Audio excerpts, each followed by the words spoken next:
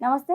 Welcome to our channel. నేను మీ పద్మావతి. ఈరోజు మనతో పాటు ప్రముఖ ఆధ్యాత్మికవేత్త శ్రీచక్ర ఉపాసకులు మణికంఠ శర్మ గారు ఉన్నారు. మరి గురువు గారితో మాట్లాడేద్దాం. నమస్కారం గురువు గారు. పరమేశ్వరార్పణమస్తు. గురువు గారు, ఇప్పుడు చూసుకుంటే గనక మనకి 10th క్లాస్ పరీక్షలు, దాని తర్వాత ఇంటర్, డిగ్రీ, ఈ జేఈ మీన్స్, నీట్స్, ఐఐటి, ఇవన్నీ ఎక్కడ చూసినా కూడా మనకి ఎగ్జామ్స్ తరహాలోనే ఉన్నాయి. అయితే ఇప్పుడు పిల్లలు ఎగ్జామ్స్ రాసి వాటి మార్క్స్ ఎలా వస్తాయి అనే కుతూహలం బాగా పెరిగిపోయింది. సరే, పాస్ అయిన వాళ్ళ గురించి తర్వాత మాట్లాడుకుందాం. కానీ 1-2 మార్కులతో ఫెయిల్ అయిన వాళ్ళు ఉంటారు. ఎంతో కష్టపడి చదివినప్పటికీ కూడా మేము ఎంత రాసామండి, మాకు గుర్తున్నదంతా మేము కష్టపడ్డా, అయినప్పటికీ కూడా ఫలితం రాలేదు అని ఇబ్బంది పడుతూ ఉంటారు. అసలు వాళ్ళు ఉత్తీర్ణత పొందాలి అంటే విద్యలోని సరస్వతీదేవి కటాక్షం అనేది కంపల్సరీగా కావాలి. మరి అలాంటి సరస్వతీదేవి కటాక్షం కలగాలి అంటే మరి వీరు ఏం చేసుకోవాలంటారు విద్యార్థులు? మరి ముఖ్యంగా బాసరలో ఈ మధ్య కాలంలో కొత్తగా ఒక తరహా అనేది మొదలైంది. ఆల్రెడీ విద్యాభ్యాసం అయిపోయిన వారికి కూడా చదువు రాకపోతే సరస్వతీదేవి కటాక్షం కోసం మళ్ళీ బాసర తీసుకురండి, వారికి మళ్ళీ విద్యాభ్యాసం చేద్దామని అనేసి నాలుక మీద బీజాక్షరాలు కూడా రాస్తున్నారు. అసలు నిజంగా ఇలా బీజాక్షరాలు రాస్తే వచ్చేసినట్టు అంటేనా అంట ఇంకా సరస్వతీదేవి కటాక్షం మనకు దొరుకుతుందంటారు? అసలు ఏమంటారు లక్ష్యం? మనకి ఆవిడ కటాక్షం రావాలి అంటే ఒక రెమెడీ కూడా చెప్పండి గురుగారు. ప్రతి ఒక్క స్టూడెంట్కి ఇది ఉపయోగపడాలి. ఒకవేళ వాళ్ళు చేసుకోకపోయినా వాళ్ళ తల్లిదండ్రులు చేసినా కూడా పిల్లలకు అది మేలు చేసేదిగా. వాస్తవానికి అందరూ కూడా మొట్టమొదటిగా అడగవలసింది ఏంటంటే, నాకు డబ్బులు కావాలి, నేను ఆర్థిక సమస్యల నుంచి జరగాలి. ఇది కాదు కావాల్సింది. సరస్వతి కటాక్షం కావాలి. ఎక్కడైతే సరస్వతి ఉంటుందో అక్కడ లక్ష్మీదేవి కొలువుదీరు ఉంటుంది. మీరు ఇంకా లక్ష్మీదేవి గురించి ఆలోచించవలసిన అవసరం ఏమి ఉండదు. సరస్వతి కటాక్షం ఉంటే చాలు. ముందు కావాల్సింది సరస్వతీదేవి కటాక్షం. అందుకే ఏ వ్యవస్థలో అయినా సరే కార్యక్రమం ప్రారంభం చేస్తున్నప్పుడు శ్రీ గురుభ్యో నమః హరి ఓం అని మొదలు పెడతారు. తర్వాత శ్రీ మహాగణాధిపతయే నమః, శ్రీ మహాసరస్వత్యై నమః, శ్రీ గురుభ్యో నమః హరి ఓం అని మొదలు పెడతాం. ఇక్కడ ఏమైపోయింది అంటే, పిల్లలు చదివింది ఎందుకు మర్చిపోతున్నారు?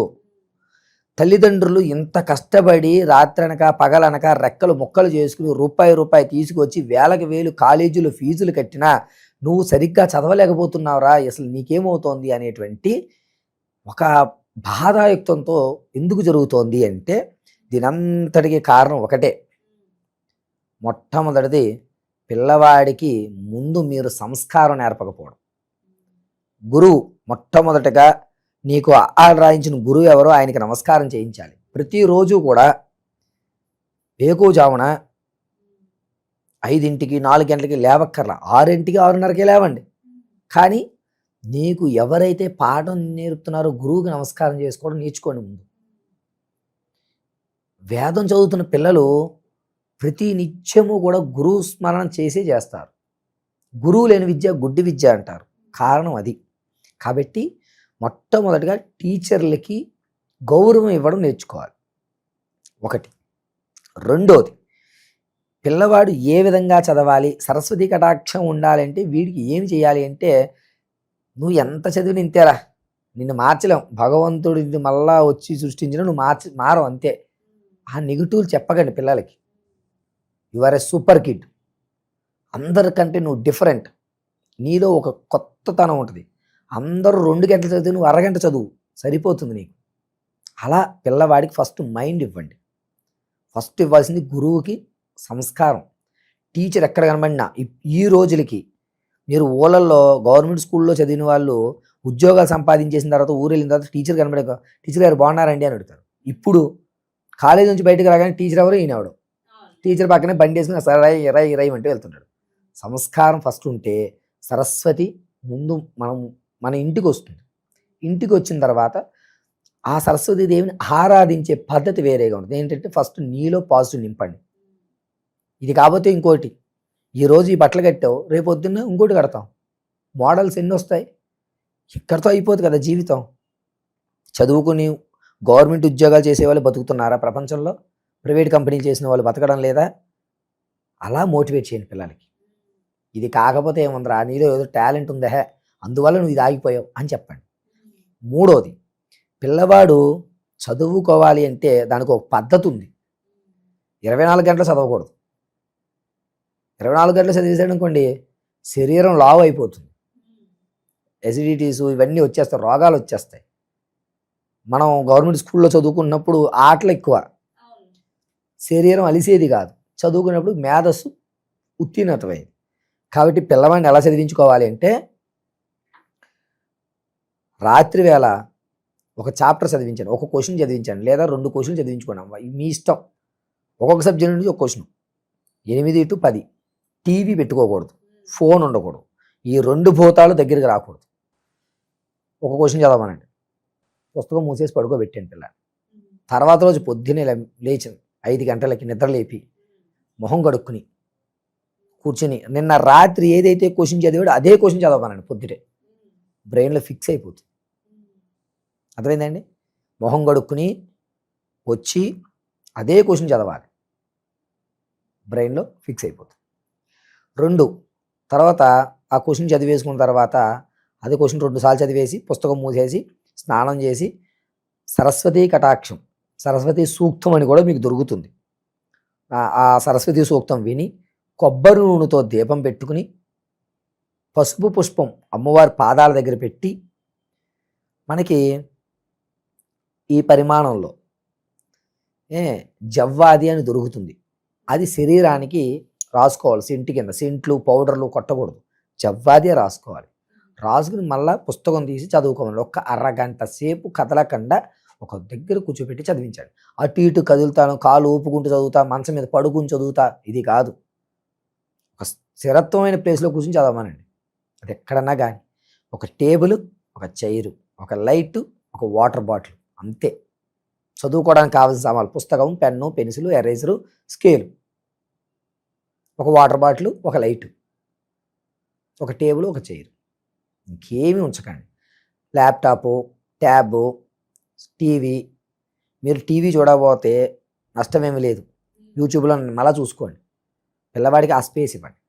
సరస్వతి సూక్తం వినిపించండి పిల్లాడికి.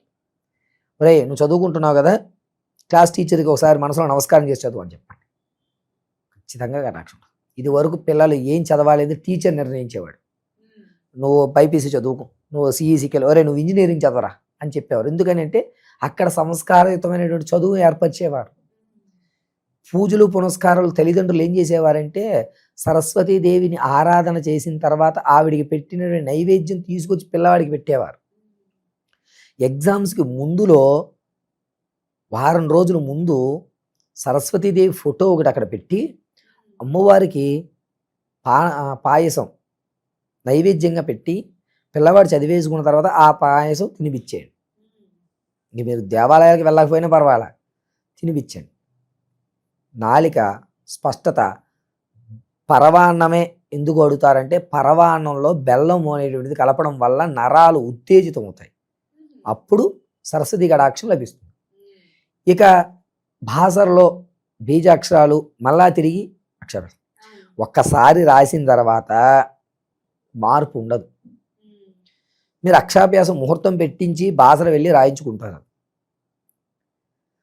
భగవంతుడు సర్వము ఉంటాడు, అక్కడ వైబ్రేషన్ కోసం మనం బాసర వెళ్ళి బాసరలో చేసుకుంటాం పూజ, అక్షరాభ్యాసం చేయిస్తారు. మళ్ళీ రెండోసారి అక్షరాభ్యాసం చేయించడానికి పనికిరాదు. నాలుగు మీద బీజాక్షరం అనేటువంటిది రాయడం ఖచ్చితంగా ఉంది. కాళిదాసుకి అమ్మవారు బీజాక్షరం రాసింది. ఎప్పుడు రాసింది? స్వచ్ఛమైనటువంటి మనసు ఉండడం వల్ల ఆయనకి ఆవిడి బీజాక్షరం లిఖించింది. పొద్దున లేస్తే అసత్యం ఆడతాం, అవసరం కోసం అబద్ధాలు చెప్తాం, పక్క వంటి మోసం చేస్తూ ఉంటాం. మన నాలుగు మీద బీజాక్షరాలు ఉండాలి. ఎంతవరకు సమంజసం? అసలు పిల్లవాడు చదువుకుని సరస్వతి కటాక్షం కావాలి అంటే నేను చెప్పినట్టుగా 4 పనులు చేయండి అమ్మా, మీ పిల్లవాడు తేజోవంతుడు అవుతాడు. మొట్టమొదటిది, తెల్లవారుజామున 5 గంటలకు నిద్ర లేవాల్సిందే. 4 గంటలకు లేస్తే అద్భుతం. పిల్లాడు కాదు, 1 గంట కమ్యూనికేషన్ ఇచ్చాను, 5 గంటలకి నిద్ర లేపిండి. 5:30 అతని కాలకృత్యాలు తీర్చుకోమనండి. 5:30 నుంచి 6:30 వరకు కదలకుండా ఒక చోట కూర్చొని చదవమనండి. రాత్రి చదివినటువంటి ప్రశ్నలే చదువుకోవాలి పొద్దుట. 5:30 నుంచి 6:30, 6:30 నుంచి 7 గంటల వరకు సూర్యుడికి ఎదురుగుండా కూర్చుని సరస్వతి సూక్తం అనేటువంటిది వినండి. విని స్నానం చేసి వచ్చేయండి. వచ్చి సరస్వతీదేవి ఫోటో దగ్గర కానీ లేదా దత్తాత్రేయుడి దగ్గర కానీ, మేధా దక్షిణామూర్తి అయితే అద్భుతం, మేధా దక్షిణామూర్తి ప్రతిమ దగ్గర కానీ కొబ్బరి నూనెతో దీపం పెట్టించి పిల్లవాడి చేత పరవాన్నం నైవేద్యం అక్కడ పెట్టించి, ఒరే నీ క్లాస్లో టీచర్స్ ఉంటారు కదా, ఆ టీచర్లందరినీ తలుచుకుని ఒకసారి మనసులో నమస్కారం చేసుకోవాలని చెప్పి టీచర్లకు నమస్కారం చేయించండి.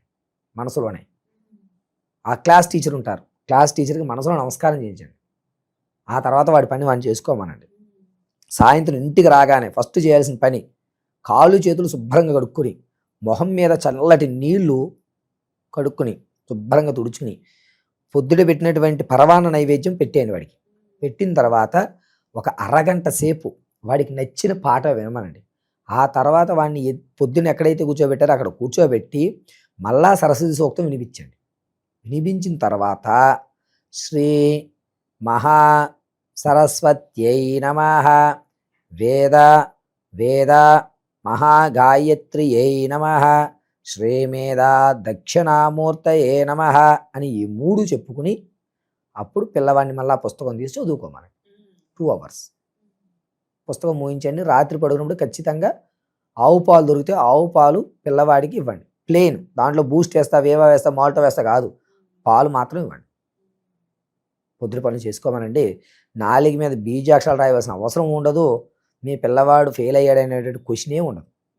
ఇలా కంటిన్యూ చేసుకోండి. నిజంగా గురువు గారు చాలా చక్కగా వివరణ అనేది ఇచ్చారు. మీరు చెప్పింది కూడా కరెక్టే. ఫస్ట్ ఈ మార్పులు అనేవి చేస్తే కనుక ఆటోమేటిక్గా ప్రతి ఒక్కరిలోనూ కూడా చదవాలి అన్న కుతూహలం కూడా పెరుగుతుంది. మొదటి నుంచే మనం నేర్పించాలి. బట్ ఏదేమైనప్పటికీ కూడా విద్యార్థులందరికీ ఉపయోగపడేలా ఒక మంచి చక్కటి సమాచారాన్ని అయితే అందించారు మా కోసం. ధన్యవాదాలు గురువు. పరమేశ్వరార్పణమస్తు.